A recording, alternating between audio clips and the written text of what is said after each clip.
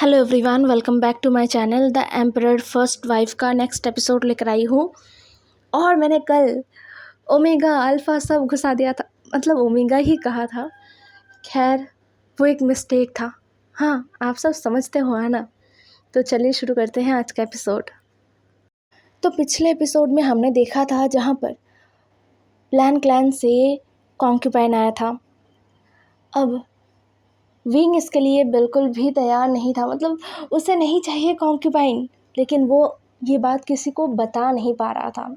Wing को इतना मजबूर ही अपने पूरे ज़िंदगी में कभी महसूस नहीं हुआ, इतना मजबूर कभी महसूस नहीं हुआ। खैर, विंग आगे उठा और अपना काम करने के लिए नीचे बढ़ गया। उसे कॉन्क्यूपाइन को अपना बनाने के लिए, मतलब ये कॉन्क्यूपाइन महाराज विंग का है, इसके लिए विंग को सिर्फ कॉन्क्यूपाइन का जो वेल है उसे हटाना होगा और कुछ नहीं करना। तो विंग गया और विंग ने बड़े से एक छड़ी को इस्तेमाल किया और उस कॉन्क्यूपाइन के वेल को उस छड़ी की मदद से उठाने लगा। जैसे ही विंग ने उस कॉन्क्यूपाइन के होठों को देखा था ना, विंग ने तुरंत छड़ी पीछे कर लिया और एक बार फिर उस कॉन्क्यूपाइन का चेहरा ढक गया था। सब थोड़ा हैरान हो गए, क्या हुआ, महाराज ने अपना हाथ पीछे क्यों खींच लिया। सब आपस में ऐसे ही फुसफुसाने लगे थे। लैन कुरैन को समझ नहीं आ रहा था कि क्या हुआ। लैन कुरैन ने पूछा, महाराज क्या क्या कोई परेशानी है। विंग बार बार अपने आप को समझा रहा था, नहीं, जो कुछ भी वो सोच रहा है वैसा कुछ भी नहीं है, सब दिमाग का खेल है। विंग कुछ ज़्यादा ही सोच रहा है, शायद इसलिए उसे ऐसा लगा, ऐसा नहीं हो सकता। विंग ने ये खुद को समझाया और एक बार फिर छड़ी आगे ले गया। इस बार उसने ज़्यादा वक्त ज़ाया नहीं किया, एक झटके में उस छड़ी से कॉन्क्यूपाइन के चेहरे के ऊपर जो वेल था उसे हटा दिया। एक झटके से हटाया और सीधा विंग के सामने लान वांगजी का राजकुमार लान वांगजी का चेहरा। विंग ने अपने आप में ही 3 बार ये बात कहा और फिर बस देखता रहा। नहीं, उसे अभी भी भरोसा नहीं हो रहा था। उसका दिमाग दिल एक साथ कह रहा था कि ये एक भ्रम है, सिर्फ और सिर्फ एक भ्रम और कुछ नहीं। पूरा टाइम, पूरा का पूरा वक्त तुम राजकुमार लान वांगजी के बारे में सोच रहे थे, इसलिए तुम ये सब देख रहे हो। लेकिन क्या सच में ये भ्रम था? लगता तो नहीं है। विंग भरोसा नहीं कर पा रहा है। फिर भी विंग ने बार बार अपनी आंखों को झपकाया। नहीं, वो चेहरा गायब नहीं हुआ। तो इसका मतलब क्या ये सच है? लेकिन कैसे? अब हमें पूरे के पूरे सभा को दिखाया जाता है, जहाँ पर सारे लोग विंग को और विंग के नए कॉन्क्यूपाइन को देख रहे थे, मतलब महाराज वी वुशान और उनके नए कॉन्क्यूपाइन। ये सच में वही है? सब हैरान थे, परेशान थे और कुछ अपना दांत पीस रहे थे और अपने मन में ही कह रहे थे, शायद देखा, हमने जैसा कहा था। लैन क्लैन को और लैन क्लैन लीडर लैन कुरैन को पहले से ही पता था कि महाराज का नज़र उनके छोटे नेफ्यू पर गया है, इसीलिए तो कॉन्क्यूपाइन उनका छोटा नेफ्यू ही है। तो लैन क्लैन भी आखिर में अपना रूप दिखा ही दिया। वो भी ताकत का ही भूखा है, इसीलिए तो अपने छोटे राजकुमार को कॉन्क्यूपाइन बना दिया। सब यही कह रहे थे, लेकिन क्या इसमें कोई गलत है? क्योंकि और भी क्लैन्स है जिन्होंने अपने बच्चों को महाराज के पास भेजा है कॉन्क्यूपाइन बनाकर, और जिन क्लैन तो सबसे ऊपर है, जिन क्लैन ने अपने 2-2 बच्चों को भेजा है, एक राजकुमार एक राजकुमारी, और वो भी जिन गुआंगशाओ का अपना खून, अपने बच्चे, उन्हें भेजा है। तो अगर लैन कुरैन अपने नेफ्यू को भेज रहा है, अपने नेफ्यू को कॉन्क्यूपाइन बना रहा है, तो इसमें कोई गलती नहीं है, कोई गलत बात नहीं है। लेकिन वहीं पर तो बात है, कोई अपना गलती या फिर अपने गिरीबान में झांकना पसंद नहीं करता, अपने किए गए कामों को गलत नहीं मानता। हालांकि दूसरे लोग अगर वही काम करें तो उनके आंखों में वो गलत है। तो यही हो रहा था। लेकिन कुछ अनुभवी और कुछ बहुत जो गौर से सब कुछ समझते हैं उन लोगों के आँखों में पड़ा महाराज विंग। हाँ, महाराज विंग जिस तरीके से देख रहे हैं इस नए कॉन्क्यूपाइन को, वो उनके आँखों का भाषा कुछ अलग ही है, कुछ अलग ही बोलना चाह रहा है। और जो लोग इस बात को समझे वो तुरंत ऐसे हिल डुल कर बैठ गए थे। चीज़ें और ज़्यादा पेचीदा होने वाला है। महल का माहौल फिर से बदलने वाला है और बहुत बुरी तरीके से बदलने वाला है अगर महाराज का रवैया ऐसा ही रहा कॉन्क्यूपाइन लान वांगजी के ऊपर। तो हाँ, अब हमें वांगजी को दिखाया जाता है जैसे ही झटके से उसके चेहरे के ऊपर से वेल हटाया गया था ना, तो वांगजी थोड़ा चौंक गया था। उस वक्त वांगजी ने अपनी आंखों को ऊपर उठाया था और उसने महाराज को देखा। वांगजी और विंग का आई कांटेक्ट हुआ, महाराज के साथ वांगजी का आई कांटेक्ट हुआ और होते ही वांगजी ने तुरंत अपनी आंखों को झुका लिया था। नहीं, शर्मा कर नहीं, बल्कि किसी और वजह से। पालकी में बैठने के बाद से वांगजी के दिमाग में बहुत कुछ चल रहा है। क्या ये पछतावा है? क्या वांगजी को भी पछतावा हो रहा है? क्या उसने कुछ जल्दबाजी कर दिया है? उसे क्या ये नहीं करना चाहिए था? ऐसे सवाल वांगजी के दिमाग में आ रहा था। उसे महसूस हो रहा था कि हाँ, उसने जल्दबाजी कर लिया है, उसे यहाँ नहीं आना चाहिए था।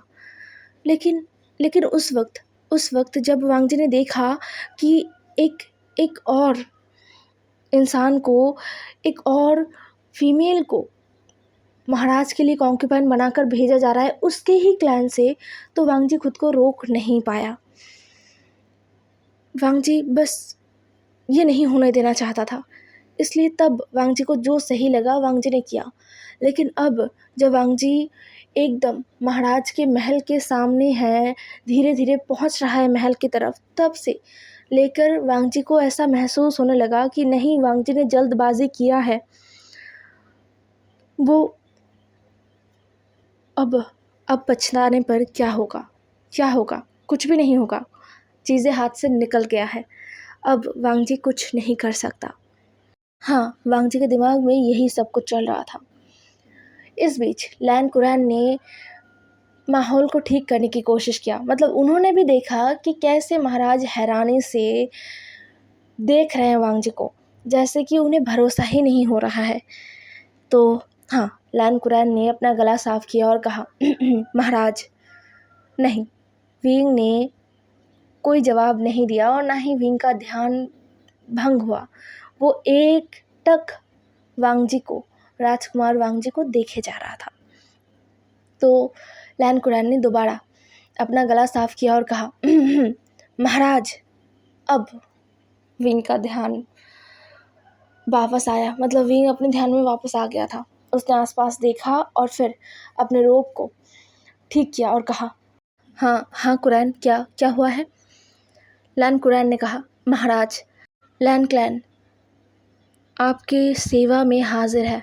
और हाँ, लैन क्लैन के सेकंड प्रिंस वो आपका साथ देंगे, जैसे मैं और मेरा क्लैन हमेशा देते आए हैं और आगे देंगे, वैसे ही राजकुमार लान वांगजी भी अपना पूरा ज़िंदगी आपका साथ देंगे। विंग सुन तो रहा था, हाँ, लेकिन बार बार उसका नज़र ना चाहते हुए भी राजकुमार लान वांगजी के ऊपर, उसके वाइफ के ऊपर जा रहा था। और पता नहीं क्या हुआ, विंग ने चुपचाप अपना हाथ आगे बढ़ा दिया। वांगजी जो सर झुकाकर बैठा हुआ था, उसने एक हाथ देखा और वो पहचान गया ये हाथ किसका है। कैसे पहचाना वांगजी को नहीं पता, लेकिन वो पहचान गया। वांगजी का पूरा शरीर थोड़ा सा कांप उठा। सिर्फ वांगजी को महसूस हुआ ये, और किसी को नहीं, क्योंकि वांगजी ने भारी लाल रोब पहना हुआ था। खैर, वांगजी ने कुछ देर तक उस हाथ को देखा और फिर धीरे धीरे अपना हाथ आगे बढ़ा दिया, उस हाथ के ऊपर रखा। विंग ने कसकर वांगजी का, अपने वाइफ का हाथ अपने हाथों के अंदर पकड़ लिया था और सीधा वांगजी को खड़ा कर दिया था। विंग को समझ नहीं आ रहा था कि उसे क्या करना चाहिए, तो अभी जो उसके दिमाग में आया विंग ने कह डाला। विंग ने शुयांग को बुलाया और कहा, शुयांग, कॉन्क्यूपाइन वांग जी को लेकर जाओ और अभी उन्हें मेरे कमरे में रखो। कॉन्क्यूपाइन वांग जी, आप मेरे कमरे में आराम कीजिए, मैं आपसे दोपहर के बाद मिलता हूँ। वांग जी ने बस अपना सर हाँ में हिलाया और प्रणाम किया, लेकिन विंग ने झुकने नहीं दिया वांग जी को ज़्यादा और कहा, जाइए। शुयांग, जो वांग जी को रास्ता दिखाते हुए आगे निकल गया और वांग जी शुयांग के पीछे पीछे चला गया, लेकिन विंग ने बीच में ही रोक दिया और कहा, शुयांग। शुयांग और वांग जी दोनों रुक गए। पूरा जो सभा है ना, वो सब ध्यान से ये सब कुछ देख रहे थे, लेकिन शायद विंग को कोई फ़र्क नहीं पड़ता। इसलिए तो विंग ने कहा, कॉन्क्यूपाइन वांग जी को अच्छे से देखभाल करना और तुम उनके साथ ही रहना, उनका जिम्मेदारी तुम पर है, समझ में आया? शुयांग ने अपना सर हाँ में हिलाया और कहा, समझ गया हूँ महाराज। ये कहते हुए शुयांग चला गया। शुयांग विंग का निजी पर्सनल गार्ड है। वो होता है ना एकदम अपना, जिसे सब कुछ पता होता है महाराज के बारे में, वही इंसान शुयांग और जियांग चंग दोनों हैं। जियांग चंग जो महाराज के पीछे ही खड़ा रहा और बस महाराज को पीछे से देखता रहा। हालांकि जियांग चंग का आंखें थोड़ा सा सिकुड़ गया था, उसे शायद थोड़ा थोड़ा समझ में आ रहा है कि यहाँ पर हो क्या रहा है, लेकिन उसे पूरा नहीं पता। ये सोचकर जियांग चंग ने गहरा सा व्रत लिया। महल के अंदर बहुत बुरी तरीके से चीज़ें बदलने वाला है और साथ में बहुत नए नए परेशानी आने वाला है, तो उसके लिए जियांग चंग को तैयार रहना होगा, क्योंकि महाराज तो इन सारी चीज़ों से खुद सामना नहीं करेंगे। जियांग चंग को ही करना होगा या फिर शुयांग को करना होगा। सबसे घटिया चीज़ ये होता है जब दो औरतें आपस में झगड़ लेते हैं या फिर कॉन्क्यूपाइंस एक दूसरे को मारने के लिए तुले रहते हैं। उस बीच जियांग चंग और शुयांग को भेज दिया जाता है, क्या चल रहा है देख कर आओ, उनके बीच का झगड़ा शांत कर कर आओ। क्या मतलब है? जियांग चंग का कॉन्क्यूपाइन है, शुयांग का कॉन्क्यूपाइन है, लेकिन वो दोनों कुछ कह नहीं सकते, महाराज है विंग बेचारे। खैर, जियांग चंग खुद को बेचारा मानता नहीं है, उसे काफ़ी अच्छा लगता है कभी कभी जब वो देखता है एक दूसरे को मारने के लिए कॉन्क्यूपाइंस आगे बढ़ रहे हैं, एक दूसरे को ताना मार रहे हैं, एक दूसरे का बाल पकड़ कर खींच रहे हैं, लेकिन ये बहुत कम होता है, बहुत कम। जियांग चंग अपने सोच से तब बाहर आया जब विंग ने सभा को दोबारा शुरू किया, क्योंकि सभा भी ख़त्म नहीं होने वाला था।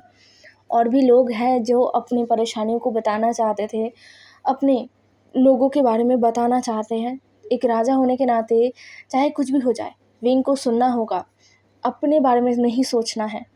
तो विंग बैठ गया और अपने काम में ध्यान लगाने का कोशिश किया।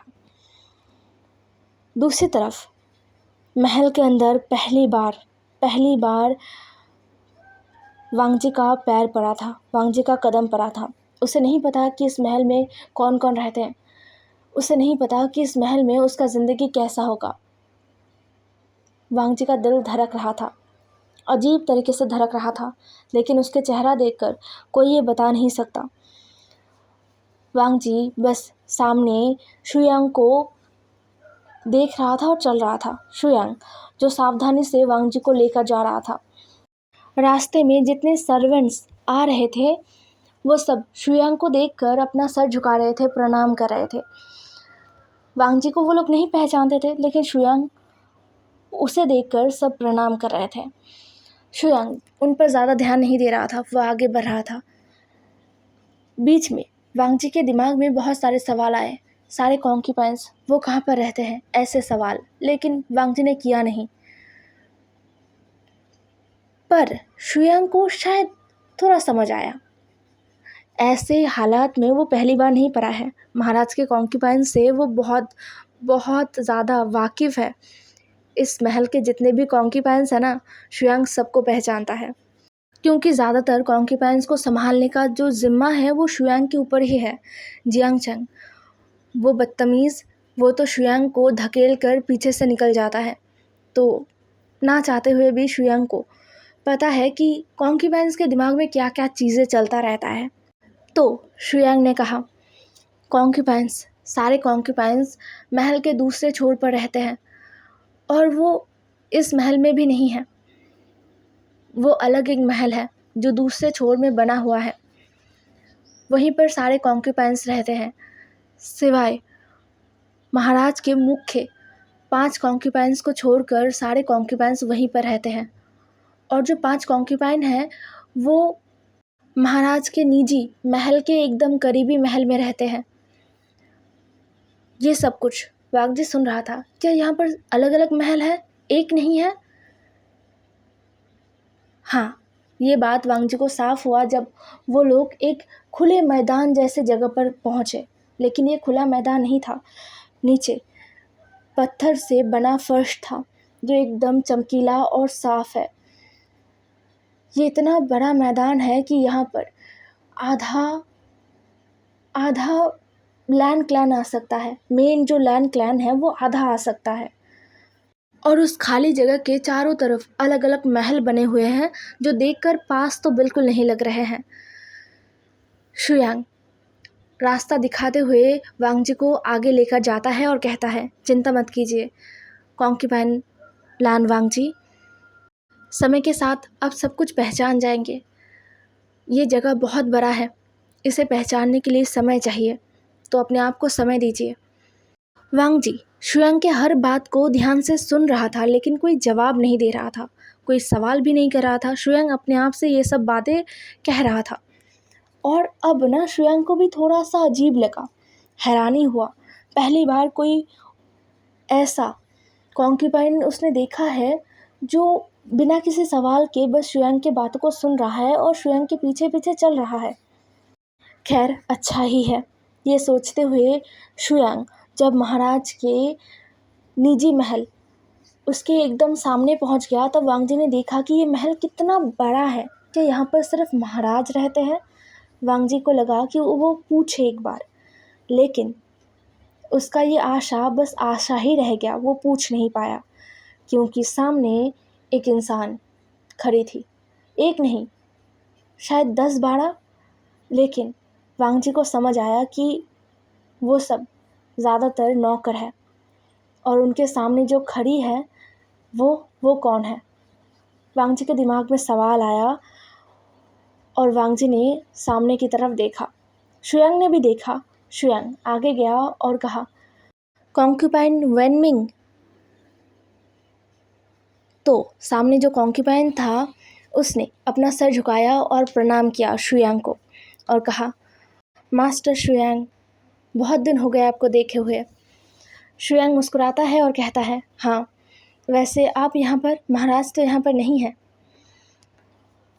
कॉन्क्यूपाइन वेन मिंग जो अपने रोब को सही करती है, जिसमें सोने चांदी के धागों से बहुत सारे कारुकाजी किया हुआ था, जो बहुत चमक रहा था। धूप में तो बहुत चमक रहा था। वांगजी का आंखें उसने बस बंद कर लिया, उसे ये चमक उसके एकदम आँखों में लग रहा था।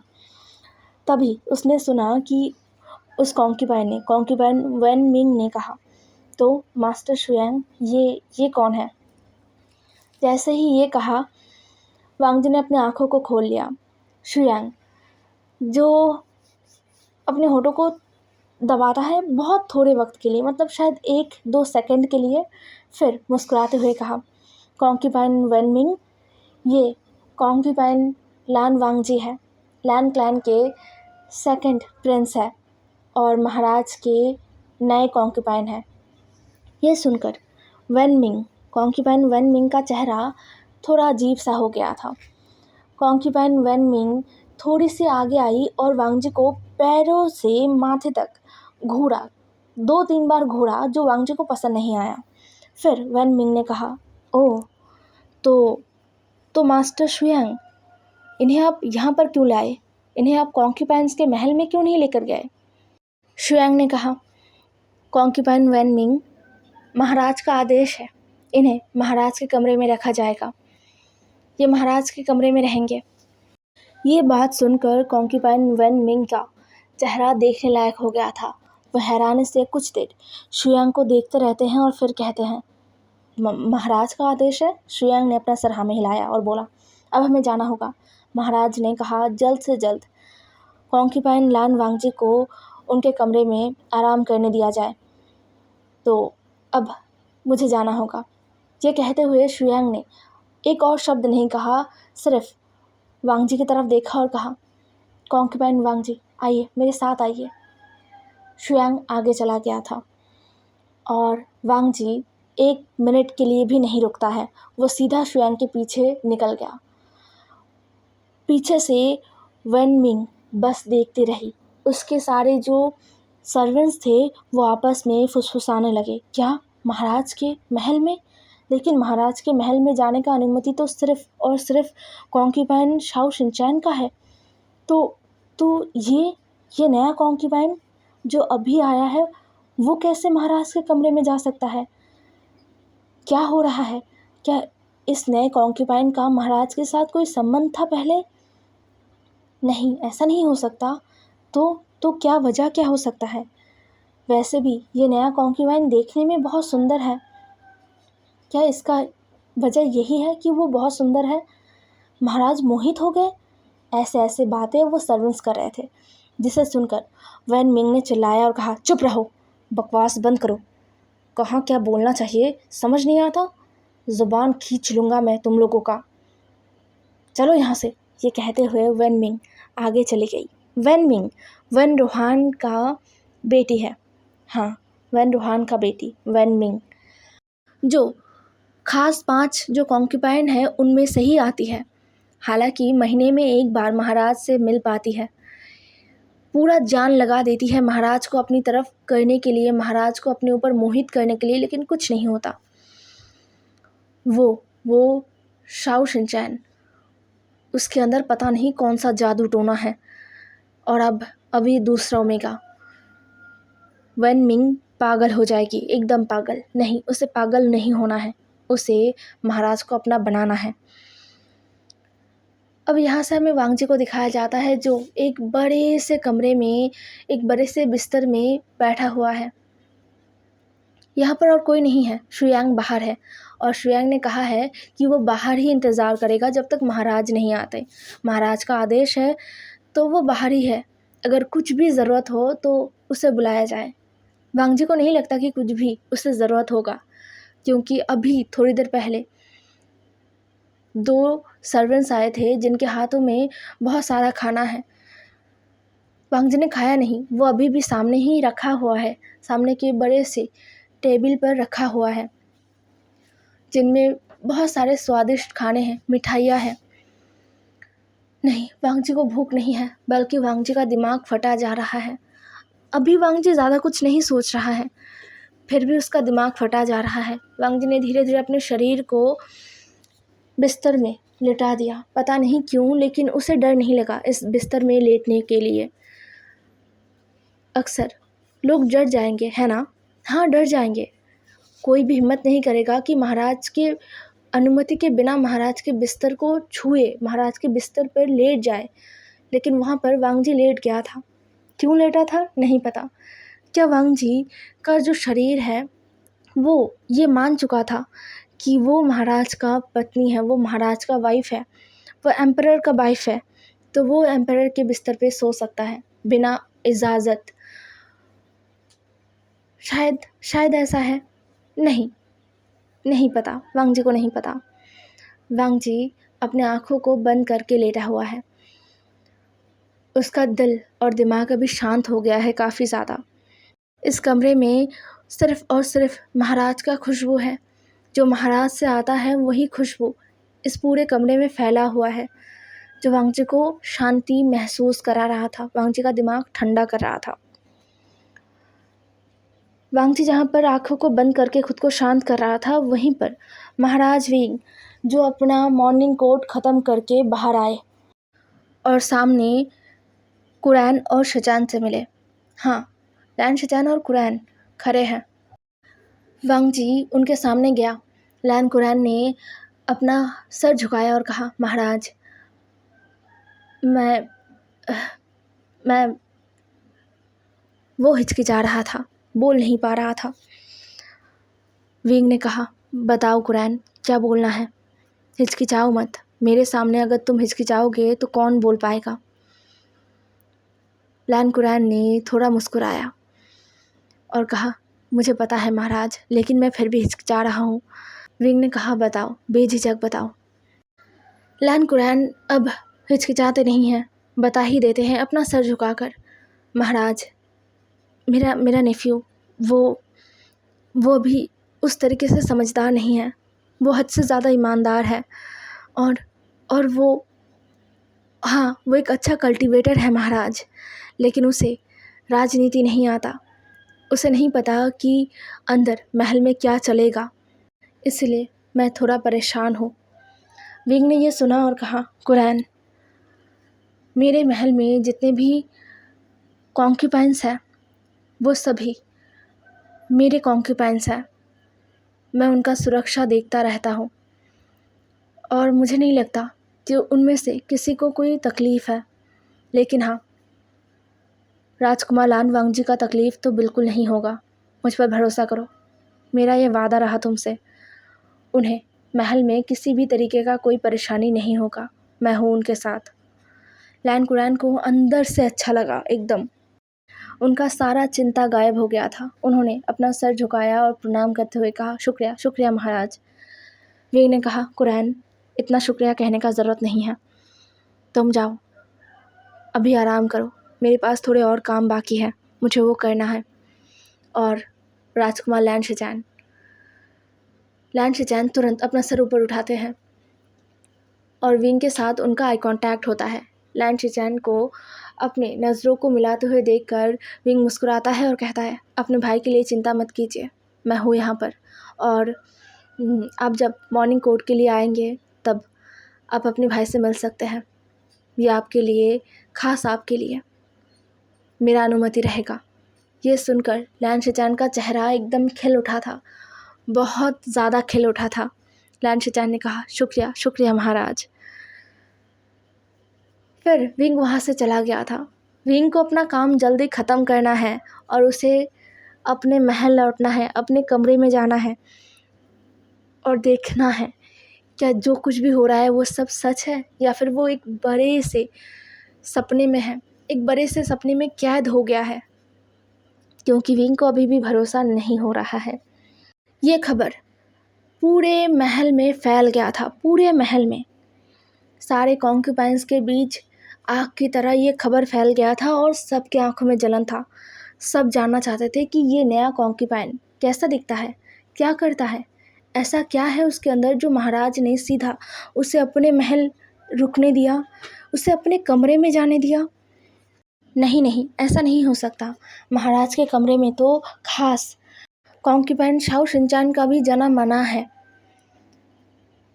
हाँ, वो महाराज के महल में जाते हैं लेकिन कमरे में जाना मना है, या फिर जाते हैं, नहीं पता। बस ये सब सुना सुनाया कहानी है। कोई भी असलियत में क्या होता है, क्या है, वो नहीं पता। लेकिन जितना सुना है बस इतना है कि महाराज के कमरे में, उनके निजी कमरे में कोई नहीं जा सकता। ये उन्हें पसंद नहीं है कि उनके निजी कमरे में कोई जाए।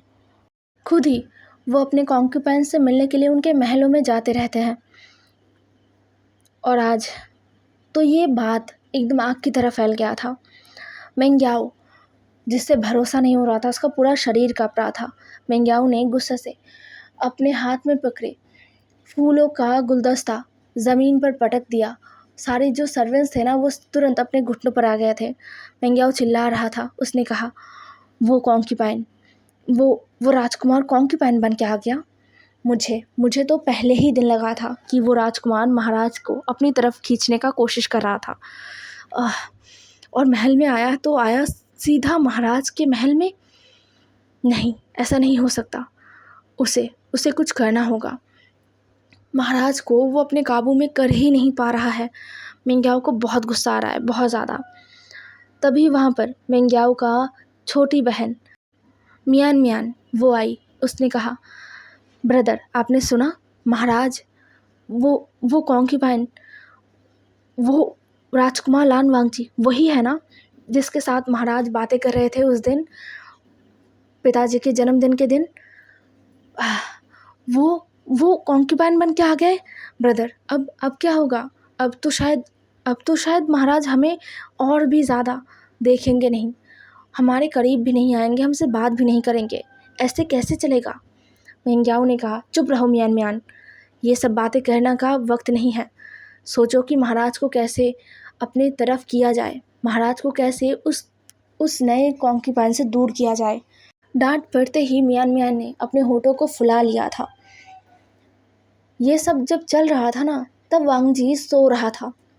उसे पता ही नहीं चला कि उसके महल में आने की वजह से क्या कुछ हो गया। ये तो बस थोड़ा सा शुरुआत है, अभी भी बहुत सारे लोग हैं जिन्हें जब पता चलेगा तब क्या होगा। वांगजी का ज़िंदगी आसान नहीं होने वाला, लेकिन विंग है, देखा जाए तो वो संभाल लेगा शायद। देखेंगे, आगे देखेंगे कि क्या होता है। बाय बाय, नेक्स्ट एपिसोड में मिलते हैं।